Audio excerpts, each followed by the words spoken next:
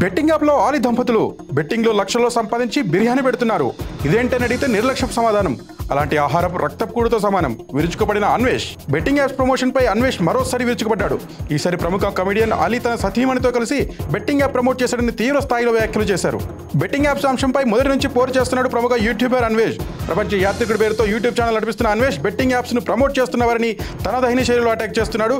ఈ క్రమంలోనే తాజాగా ప్రముఖ స్టార్ కమెడియన్ అలీపై విరుచుకుపడ్డాడు. ప్రస్తుతం టర్కీలోని ఇస్తాంబుల్లో ఉన్న అన్వేష్ ఓ మసీద్ ముందు చేతిలో ఖురాన్ పట్టుకొని మాట్లాడుతూ ఒక వీడియో రూపొందించాడు. ఖురాన్ సాక్షిగా ఒక బూత్ కూడా మాట్లాడనంటూ వీడియో మొదలుపెట్టాడు. 1000 కోట్ల ఆస్తులున్న అలీ, అది కూడా రంజాన్ మాసంలో బెట్టింగ్ యాప్స్ ను ఎందుకు ప్రమోట్ చేశారంటూ ప్రశ్నించారు. సహాయం పేరుతో చాలా మోసం చేశారంటూ విమర్శించారు.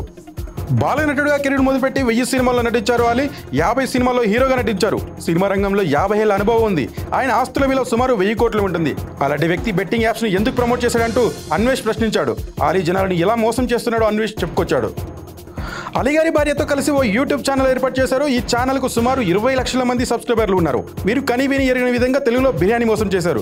10,000తో చికెన్ బిర్యానీ తయారు చేసి కొంతమంది అనాథాలకు ఇచ్చారు. అయితే ఈ వీడియోని 50 లక్షల మంది చూశారు. ఈ వీడియో ద్వారా వారికి యూట్యూబ్ నుండి 5 లక్షలు ఇచ్చింది.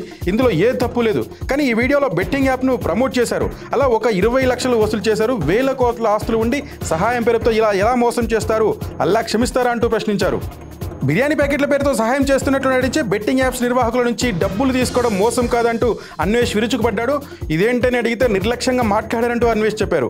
మోసం చేసి సంపాదిస్తే అల్లా క్షమించడని చెప్తే అల్లా ఏమైనా చెప్పాడంటూ అలీ రిప్లై ఇచ్చాడని ఆయన చెప్పుకొచ్చారు. భారతదేశాన్ని దెబ్బతీయాలని పలు దేశాలు చేస్తున్న కుట్రలో భాగం కావడం ఎంతవరకు సబబని ఏంటో అన్వేష్ ప్రశ్నించారు. ప్రస్తుతం ఈ వీడియో సోషల్ మీడియాలో వైరల్గా మారింది.